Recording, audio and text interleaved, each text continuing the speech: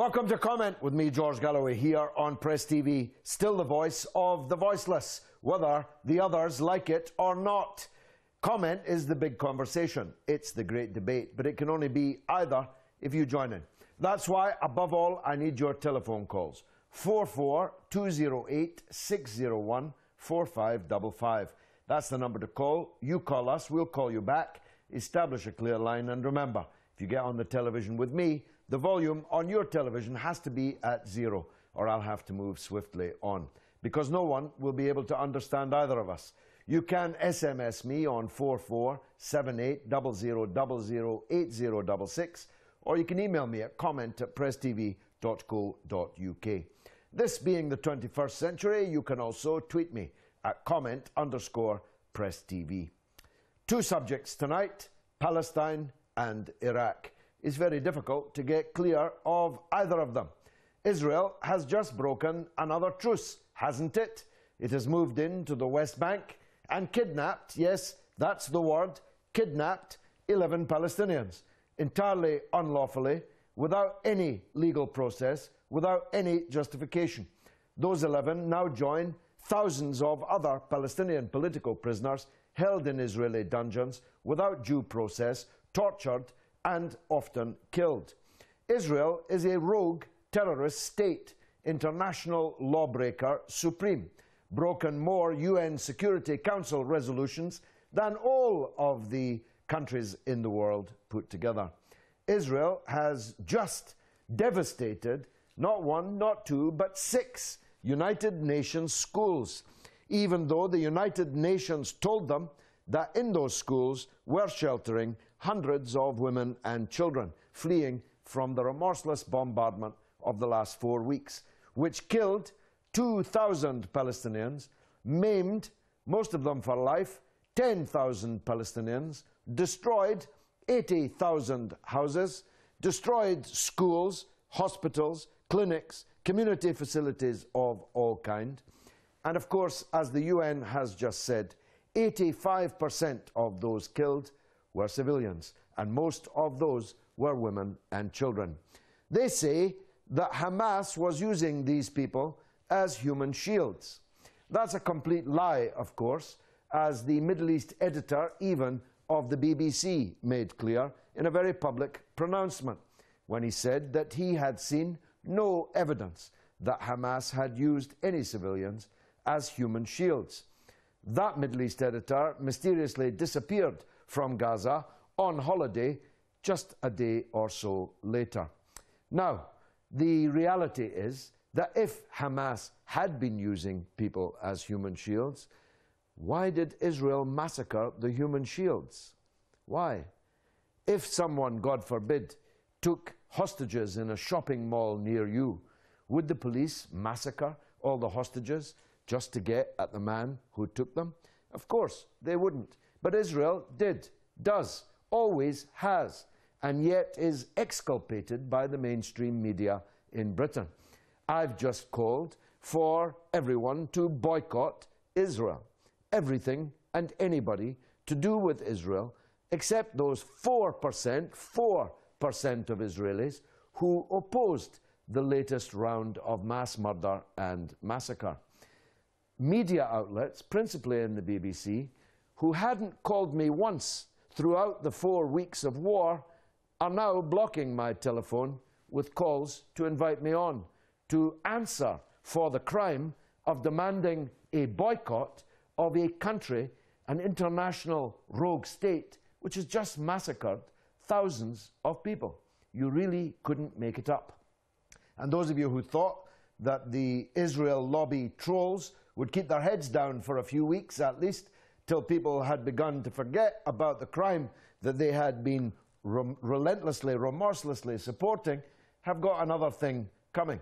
If you look at my feed and my timeline on Twitter, you'll see they're all out tonight. The lunatics are trying to take control of the asylum. So, has Israel just broken another truce? Will anybody do anything about it?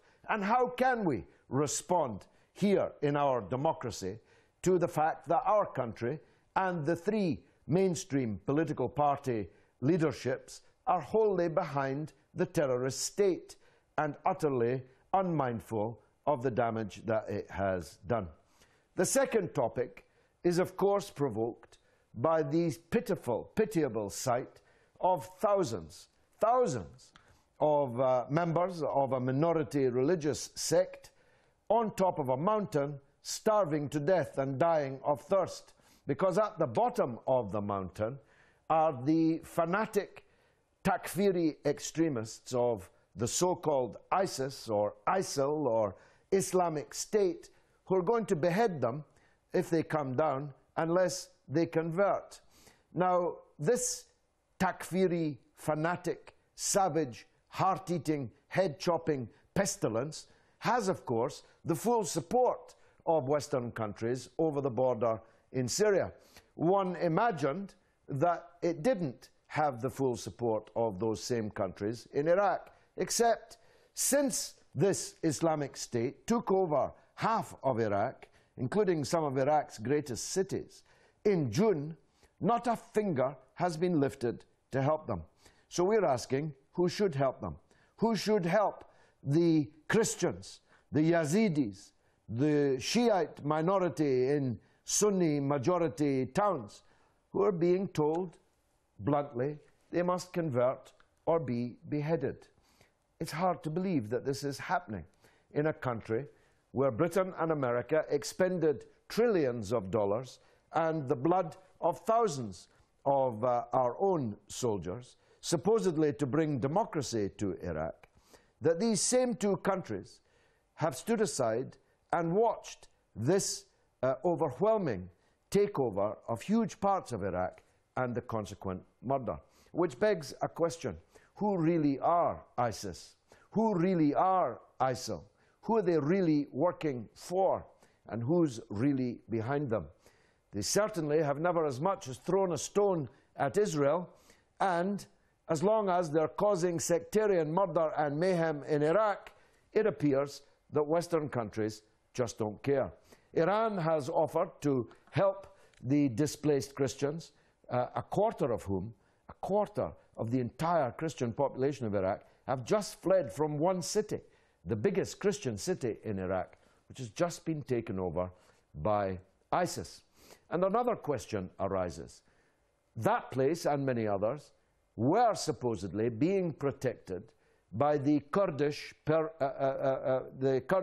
armed forces.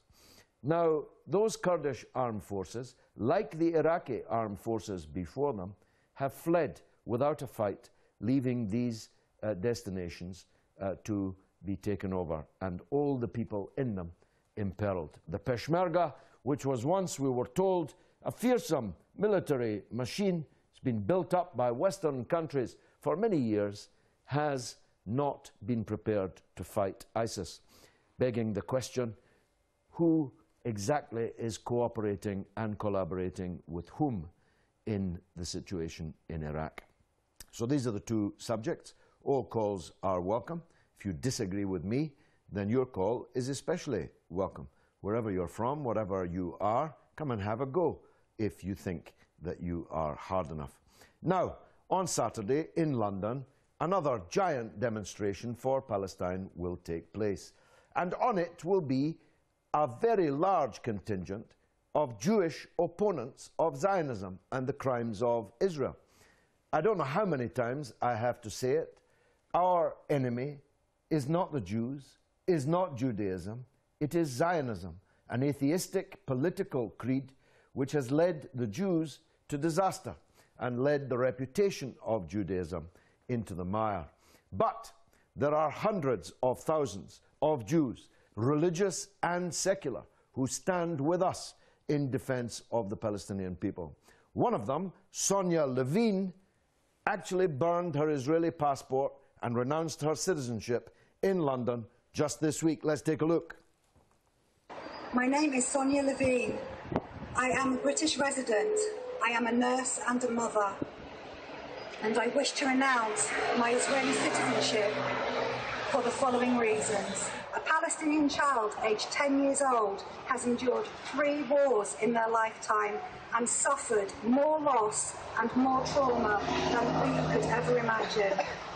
No child anywhere else in the world has been exposed to such violence. This is a human catastrophe. I am prepared to encounter opposition and hostility. However, compared to the conditions the Palestinian people of Gaza have endured under siege for the last 9 years, this cannot compare. Every Jewish person who chooses not to speak out is complicit with the actions of Israel. I cannot bear witness to the horrors of Gaza and do nothing. I cannot remain silent. I do not wish to have more rights than any other person. I want equality and freedom for all peoples to coexist. It stinks. A brave Jewish lady, Sonia Levine, a credit to the Jewish people. Has Israel broken another truce? And who should help the displaced Iraqis? How come Israel seems to be getting away with the crimes that they committed in Gaza? The United States Senate just voted unanimously. I'm not making that up. The great Senate of the United States voted 96 votes to 0 in favor of Israel's war against the Palestinian right to defend themselves and denouncing the United Nations for thinking about having an inquiry into war crimes and crimes against humanity carried out by Israel over the last 4 weeks. 96 to 0. Mo is in the UK. On the first of our 2 subjects, has Israel just broken another truce? Mo, go ahead. Yes, George, hi. Hi, go ahead, sir. Well, we know Israel breaks truces all the time, and they obviously give false reasons for this. If you remember, the Israeli Defense Force spokesperson lied when that soldier who was supposedly kidnapped by Hamas, he lied when he was found dead, and he claimed that he was found in a tunnel, that they had dragged him into the tunnel. You could tell, you could see he was lying about that. Mm-hmm. But the other aspect is, George, that Navi Pillay, the United Nations High Commissioner, the Human Rights Commissioner, who spoke out so eloquently against Libya based on false charges that Gaddafi was going to attack Benghazi, but she has remained completely silent about the murders in Gaza. And we should dispute this. But there are a couple of other aspects I'd like to discuss with you, George, quickly. Yeah. Most of the Zionists who actively practiced and prospered under the South African apartheid regime are now living in Israel and are practicing the same apartheid system. Well, there's 2 points, Mo. I need to make 2 points on that. There were many Zionist supporters of the apartheid system in South Africa, but there were also a very large number of Jewish South Africans in the African National Congress, and a large number of them were very good friends of mine, and some of them were very great heroes. In fact, when I was underground in South Africa, on behalf of the African National Congress, during apartheid, every house I slept in, every car I moved in, every dinner I ate, and every penny in my pocket was given to me by Jewish South African members of the ANC. Secondly, you're not correct about Navid Pillay. She's no hero for me for lots of reasons. But actually, she was the spokesperson who accused Israel of war crimes and crimes against humanity at the United Nations Human Rights Council just last week. And it was that statement by her and the decision by the committee on which Britain abstained to investigate whether to have an investigation into those crimes that the United States Senate just voted 96 to 0 to condemn. Shaz is in London. Shaz, welcome. First of all, I want to say thank you to you for speaking on behalf of us. No political Muslim leader, apart from Iran, spoke and represents us the way you have. And I really, really appreciate that. Thank and you, I really thank you for that. Thank you, brother. I don't think there's any surprise Israel breaks the truce. It's done it so many times. Even when Israel does any negotiations, last time when he wanted the release of an Israeli soldier and he released 900 prisoners, and then later he went and he rearrested them. They have rearrested the vast majority of them now, yes. So I think it's no surprise to us. But I think, to be honest with you, it's really on us, all the Arab states around the world, or in the Middle East, to put pressure on their governments to speak out. Because last week you appealed to the Saudi Prince Abdullah to stop oil. I'm appealing to them. Can't they see what they have done with Saddam, what they have done with Gaddafi? They used them and then killed them. Same thing is going to happen to them. Why don't they listen? Why don't they speak out? This is the only time that this is the opportunity for them to speak out and save the massacre in Palestine. They can do it. Nobody else can do it. We can't do it. They are in governments. They can do it. Well, I couldn't put that better, Shaz, so I'm not going to try to. I just make the point that there are many things that we can do here also. We can boycott everything to do with Israel. We can pressurize our own members of parliament, who will shortly be up for re-election, and ask them what they did during this war. And the answer, I'm afraid, in most cases, will be absolutely nothing, except where they were actively on the side of Israel. Let's go to New York, talk to Ahmado on the same subject. Has Israel just broken another truce?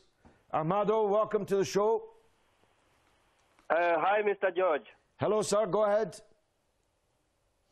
Thank you for thank you for what you're doing for everybody. Thank you, sir. I'm not going to say the Palestinian, for everyone.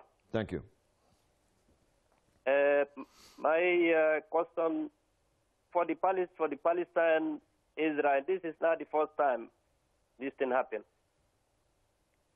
Yeah. And since the Oslo Peace Accord, I think in 1993-94, I was here in America. How many percentage at that time, the settlement at that time, how many settlement right now in Palestine? Yeah, yeah. I beg the Palestinian to speak one voice. Well, look, again, Ahmado, I couldn't put that better, so I shan't try to. It's 20 years since the Oslo Accord. Not 1 centimetre of Palestine is free.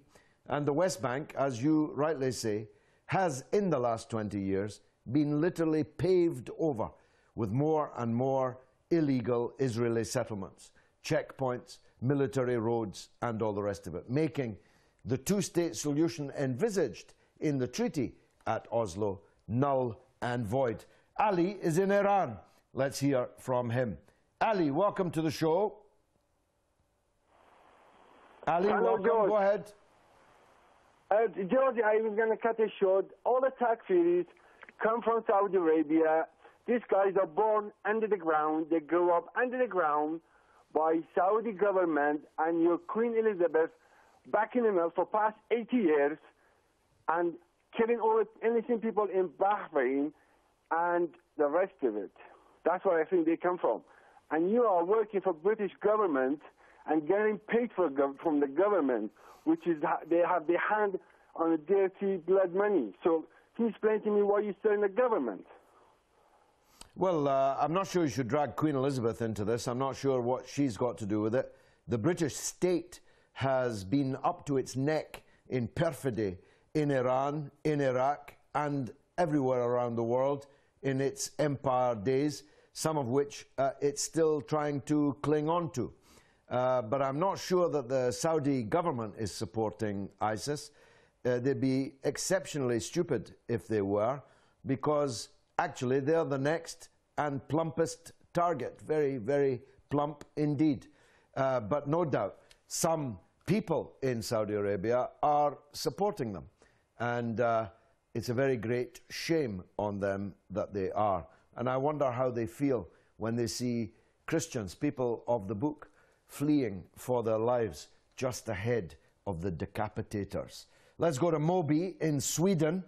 Moby, welcome to the show. Thank you, Mr. Galloway, for giving me the opportunity to be on air. Thank you very much, and I respect your admiration for what you do, and also for the truth voice that you speak. Thank you. I was just going to make a comment about the resignation of Baroness Varsi, and I salute her unreservedly for what she's done. And it seems that the others are trying to jump on the bandwagon now, including Mr. Miliband, who's saying that she did the right thing. But we didn't see any of this before. No. They were all saying the same voice that Israel's got the right to defend itself. But I think now things are slightly changing, and we saw today Nick Clegg also making the announcement that there should be a ban on the embargo of sales to Israel of arms.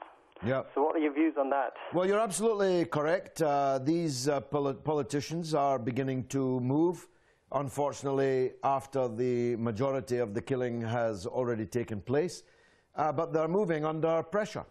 They're moving under the pressure of the anti-war movement, which week after week has been bringing out tens, scores, hundreds of thousands of people to protest, who've been filling Twitter and Facebook and the ether with their anti-war, anti-occupation messages. And these politicians can finally see that actually their staunch support for Israel is going to lose them votes and seats. And it should. Mr. Cameron pooh-poohed the resignation of Baroness Varsi.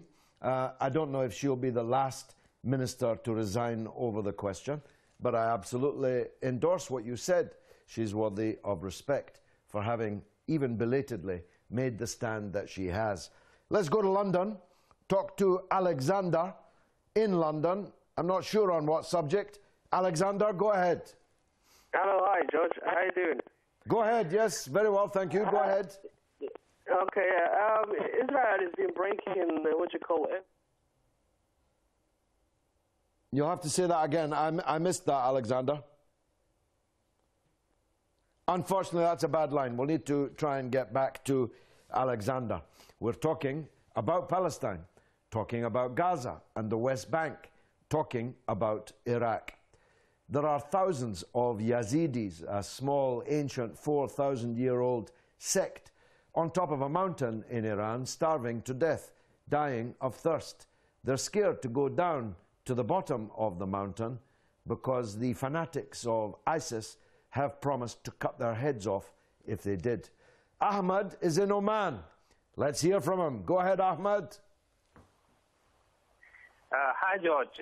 This is Ahmad from Oman. I Welcome. just wanted to know, what is the significance of this war which is started just now? No, why it's not started earlier, why it's not started late, and what is the how much Hamas is part of this war?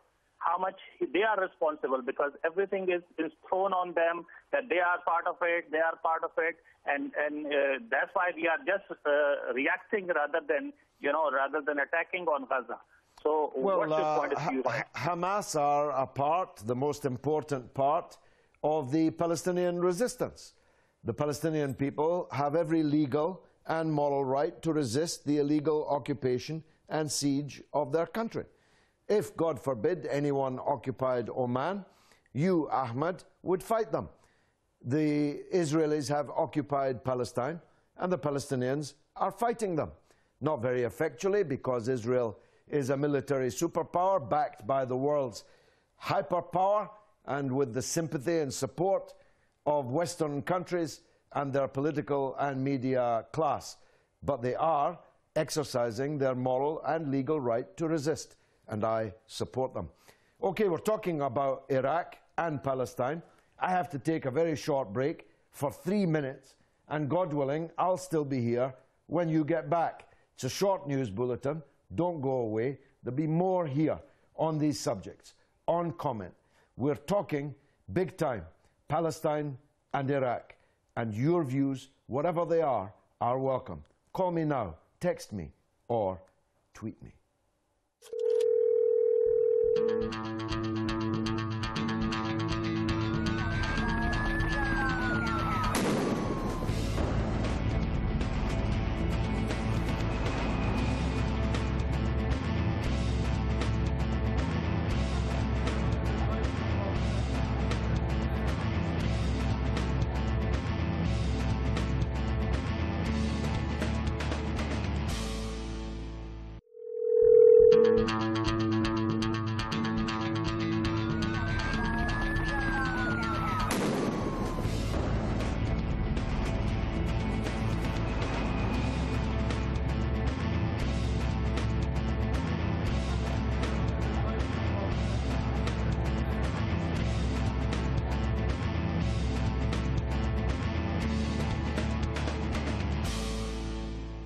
Welcome back to Comment with me, George Galloway, on Press TV, still the voice of the voiceless. This is the big conversation. This is the great debate. But if it's going to be either, I need your calls, your SMS, and your emails, and also your tweets. I think the details are coming up on the screen now. We're talking in the wake of the first of what will undoubtedly be very many breaches of the so-called truce between the Zionist gang that calls itself Israel, the world's biggest rogue state, terrorist outfit, international lawbreaker supreme, and the occupied and besieged Palestinian people. Just today, 11 Palestinians were kidnapped, yes, kidnapped by the State of Israel. Now, when one soldier in a war, when he was invading another country, was taken prisoner, there was a flash breaking news all over the BBC that an Israeli soldier had been kidnapped. Turned out, of course, as usual, to be a lie. I haven't seen any breaking news on the British media about the kidnap of 11 Palestinians in the West Bank. Have you? I'm sure that you have not, because the truth is that the blood of Israelis is regarded by the Western media and political class as being infinitely more valuable than the blood of an Arab, than the blood of a Muslim. And I'm kind of just asking why. I'm also asking who is going to come to the aid of the Christians and other minorities who are on the run from the head-chopping, heart-eating fanatics of ISIS, and why nobody is doing anything about their steady advance. Zara is in Somalia. She wants to talk about Israel and Palestine. Zara, welcome to the show. Turn the volume down, Zara. Thank you, George. Hi. Turn the volume down, please. Okay, George. Hi, George, I can hear you. Yes, go ahead, sister, go ahead. Well, I wanted to do the comment. I wanted to ask exactly what are the Arabs doing about this? Well, that's the $64,000 question. What are the Arabs doing about it? Nothing, actually. Yeah. Precisely nothing. Why do you think that might be? Oh, that is a very bad news. Supposing there's a... Sorry, Zara, we've lost that line. But I'm with you, I think, in spirit. Zeke is in London on the line. Let's hear from Zeke. Hello. Hi, George. Is that you? Yes, go ahead, sir. How are you doing, George? My name is Zeke, and I am an Israeli citizen and also a British citizen. I live in London, and I've got some really important stuff to tell you, and hopefully to get some other people to listen to me as well. Yes, go ahead. The question I put to you is, how do you explain the distance and narratives that people like Tony Blair and Hillary Clinton and John Kerry have, as opposed to the narrative that is shown in popular media here in London and in the UK? Excuse me, I'm a little nervous. Well, don't be nervous. Don't be nervous. Let me answer that point first, then you can come back. It's very easy. Tony Blair and Hillary Clinton and John Kerry are stooges of the Israel lobby in the United States. And Tony Blair is a paid agent of the interests that support Zionism in the world, and very highly paid one too. Now, the facts are, as you probably heard me say before, the pro-Israel lobby in the United States is overwhelmingly a fundamentalist Christian lobby. It's nothing to do with Jews. Many, many Jews in the United States and here are on the demonstrations against Israel and have nothing to do with the crimes of Zionism. Go ahead, Zeke. Israel are Jews who are waiting for the Messiah to arrive and denounce Israel in that sense. So they have very little in common with you, because as far as I'm concerned, the Messiah is going to arrive. Zeke, I'm not going to allow you. I'm not going to allow you to traduce their Judaism, because we don't allow that here. They're allowed to believe what they like. But Dr. Norman Finkelstein, he used to be a professor until the Zionist lobby got him sacked, or Professor Ilan Pappé, an Israeli citizen, are comrades of mine, comrades in arms, shoulder to shoulder, blood brothers. And there are many, many thousands of progressive secular Jews who are not waiting for the Messiah to arrive, but who will be with us on these demonstrations all over the world and in London on Saturday. Go ahead. Israelis who criticize Israel's acts. However, there is a narrative that all Israelis are aware of and the rest of the world, or at least a big proportion of the rest of the world, is not aware of. And it's not because Hillary is a puppet, and it's not because John Kerry is getting paid by the Jews or the Zionists or the Christians. Don't put words in my mouth. Don't put words in my mouth. No, but that is what you said. No. You said no. I said nothing about Jews. And I didn't say he was being paid. I said Blair was being paid. And that Clinton and Kerry were stooges of the Israel lobby, which I described as overwhelmingly fundamentalist Christian. So don't lie. Don't come on my show and lie. This is the one place that you cannot lie about me and about what I have said. Your problem is, your narrative is now bankrupt. Nobody is listening to it. The whole world can see Israel for what it is and what it does, and it doesn't like what it sees. Go ahead. Well, I've been watching the media for years now. I've been watching Israeli media, I've been watching Al Jazeera, I've been watching BBC, CNN. Every now and then there are articles that are in line with the Israeli narrative. And the Israeli narrative is that Hamas is not an organization which is fighting against the aggressive Israelis. Or in other words, it's not retaliating.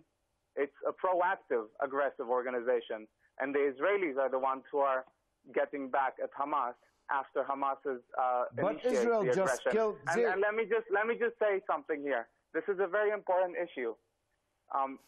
Every single time there was a ceasefire, or at least, well, now I lost count. There's about 6 or 7 ceasefires in this last war.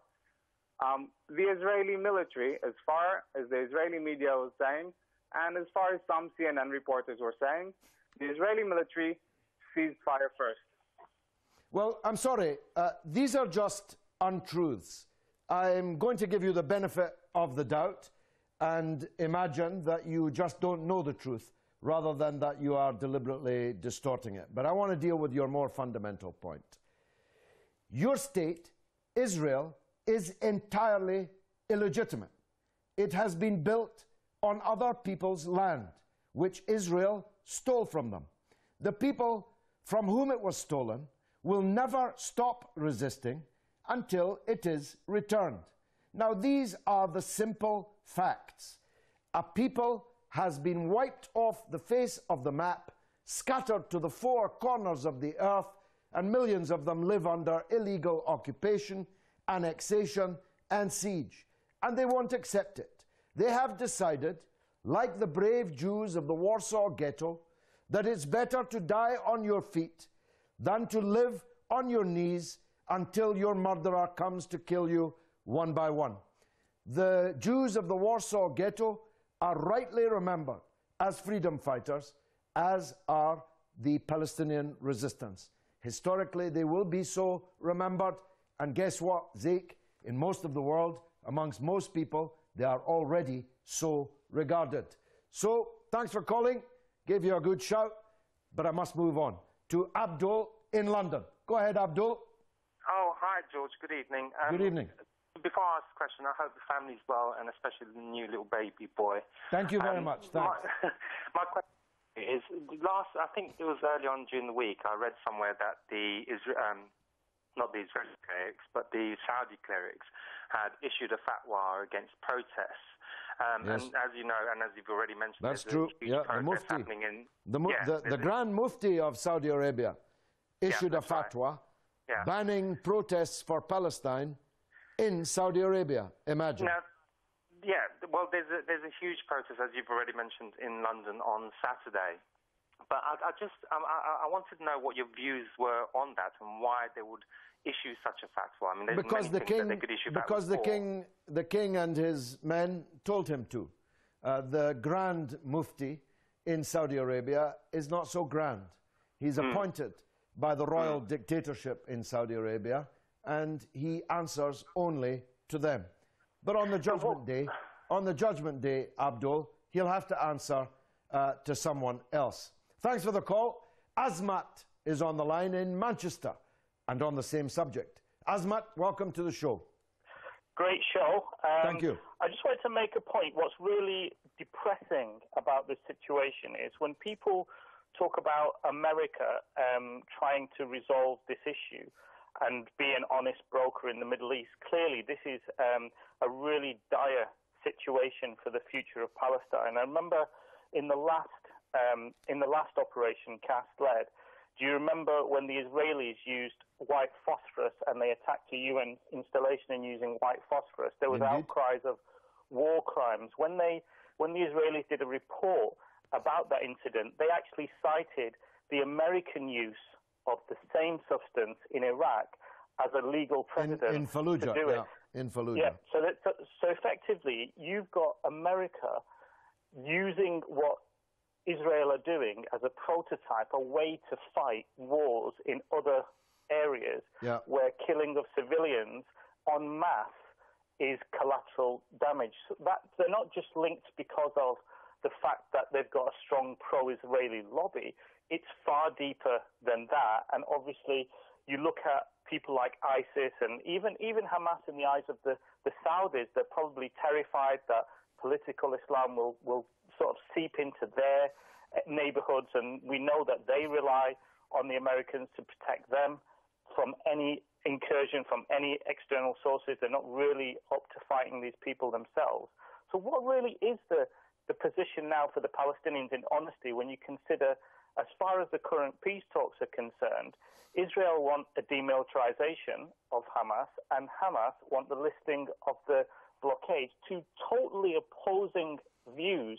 How do those two polar views get an agreement now? There won't be any agreement. They don't? There won't be any agreement. And as long as I'm alive, there won't be any agreement. I hope my children live to see a settlement of this question. But there will be no agreement. Because you have the irresistible force of the Palestinian people who have decided, they have spoken, they have come to a firm and final decision that they will not go quietly into the museum of X nations. And by existing, they will resist. And by resisting, they will exist. And that is the paradigm that we have to enter. The paradigm is this. The Palestinians will resist. They're the hammer. The anvil on which the hammer can operate has to be us around the world. We have to change the balance of power in the world. And that means changing the stance of our own governments around the world, boycotting everything Israeli, always and proactively so, seeking out Israeli products in supermarkets and picketing people who are going in to those stores, persuading storekeepers that it's actually not in their interest to provoke public opinion in Britain in this way. We have to proactively build links and support with the Palestinian people under occupation and siege. That's happening already in the world. There's been a massive change. You heard the Israeli citizen on the telephone just a few minutes ago. He's complaining that no one's listening to their narrative. That's because people can see that their narrative is a bright, shining lie. Let's go to New York. Talk to Mohammed. Mohammed in New York, welcome. Hi, good afternoon, Mr. George. Good afternoon to you, sir. Go ahead. Yeah, I'm just want to comment about Palestinian, this horrific death of children over there and women and elderly. Yeah, go on. It's really, really sad for we, the Muslims around the world. The powerful Muslims, especially the Arab, they're not saying nothing about it. And also, I want to emphasize with the ICC in The Hague, if they don't take action against Israel in this one, that means they're going to be not credible anymore.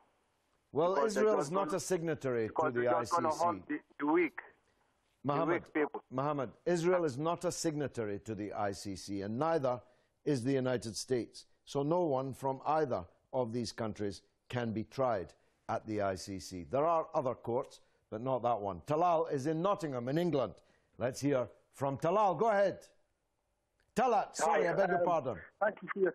Sorry, Talat, go ahead. I just wanted to say is that, there's a brilliant app, because you mentioned boycotting Israeli products. Anybody can download it on their iPhone or on Android, and basically you can actually scan the product and it will tell you if it's from Israel or got any connection. So that would be something that would be obviously beneficial for the Ummah and anybody else that wants to obviously take advantage of that. Also, the other thing what is quite shocking is the lack of support that we are actually getting from this so-called coalition government. They've not been really supportive in any sort of way. Well, it's been staunchly supporting Israel, as was Ed Miliband until a couple of days ago. It was. But I think with the pressure, like Baroness Wasi did, I think if we put pressure on the government, eventually it will crack and break. Yeah, I agree. What I did, I got a lot of my Muslim friends and non-Muslim friends, and we'd written a petition to Anna Soubry, which is obviously the local MP and which is within the cabinet. Finally, I did get a reply. It was an echo of what Cameron was saying. Obviously, at least she's aware that there are people in her area, in Gedling, in Nottingham, that are obviously against her. So in Broxton. So yeah, so it's quite interesting. I just wanted to make them comments and hopefully, obviously, do the good work that you're doing. I think you're brilliant. And I do admire your extraordinary courage that you actually show on here. It must be really difficult. But, it's not difficult for me, Talat. I'm afraid only of God.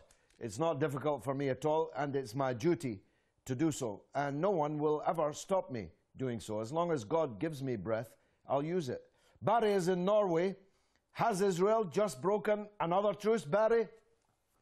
Hello, George. Yes, welcome. Good to speak to you again, Mr. Galloway. First of all, let me just send few words to that maybe 2-3 last caller by the name of Syke from UK who was trying to frame you. Yes. I think let him try and go to another place like BBC and CNN and find someone to frame, but not our George Galloway. Thank you, Galloway is Thank in Press TV not only for himself, but he's there for the people. So Syke, let him find another place to go and frame other people, but he cannot put words in your mouth. Yeah, he'll find a ready echo in Fox News, perhaps, or the BBC, the same and thing. Secondly, Mr. Galloway, my deepest condolence to the Palestinians, and I would like the world to know that when it comes to all these human rights, the British and the Americans are howling in Africa and Asia. They are the biggest human right breakers, definitely, and they don't care what the lives of innocent Palestinians that have been butchered these last few days, definitely. And also, I think it's high time for the Muslim world and that Arab world, let them come together and and do something for the lives of these Palestinians. Barry, tell me this: has Norway said anything about this breaking of the truce today? Well, to be honest, when it comes to the truce, I didn't go deeply into the news, but I know that there are big support for most of the Norwegians out here who are supporting, who are really in for the Palestinians, and they are really against of these bombardments and these sufferings Palestinians are encountering. Okay, Barry, thanks very much for a great call. Let's go to Pakistan, talk to Javeed Khan. Javeed, welcome to the show. Go ahead. Javeed, are you there? Is that George? Yes, welcome, sir. George, may I first of all thank you for being a beacon for all of us from this part of the world. Thank you, sir. We are greatly heartened in following your lead regarding this slaughter that we have seen for the last 1 month of children, women, and civilians by Israel in Gaza. Javeed Saab, thank you very much indeed for your kind words. It's a bad line, which is the only reason I'm moving on. Well, not quite the only reason. Last caller, Gary in Halifax, Nova Scotia, in Canada. Gary, always welcome. Go ahead. Good evening, George. The Israeli so-called breaking of the truce is the most unsurprising news of the day. They would never seriously acknowledge the truce the moment that they saw or see any advantage for themselves in breaking it. But George, we have very little time left. I know we're near the end of the show, and I just wanted to say that I hope that your project to crowdfund the killing of Tony Blair is going well, because we have an idea here for you, which is if you might want to crowdfund Bibi and the Baby Killers as the next project. Yeah, my next, once I get this Tony Blair film done and out, the proceeds, which I hope will be handsome, will fund my next film, which will be on Palestine. I think that there's a real need for a film authored by me, telling the truth about Palestine, historically and contemporaneously. Gary, go on, last couple of minutes. I'm done, George. Bye. Unfortunately, we lost Gary in Halifax, but we've still got Ahmed in London. You've got a minute and 20 seconds, Ahmed. Yes, hi, George. Thank you for having me. What I don't understand up to now, what is Hezbollah are doing at the moment? Are they watching what's happening in Gaza, or they can't fight back? Because one day Israel will attack them back to Hezbollah. Well, I think Hezbollah and Syria and Iran are the only three parties that have given any military support to the resistance in Gaza at all. So it's a bit rich, if I may say so, questioning their role. The resistance in Gaza has already spoken on that and has fulsomely thanked the Hezbollah and the Islamic Republic of Iran for giving them the only means to defend themselves, which they have. A better question, Ahmed, would be, what are all the others doing? I'll be back, God willing, next week. See you then. Hello, just comment your name and the Facebook account number. And just make sure that your television volume's set to 0. So 0. Can you spell your name for me? Yeah, I know. You'll be directly put through just the phone number, and then we'll call you back. Comment. And then can I have your telephone number? Okay, so I'll comment.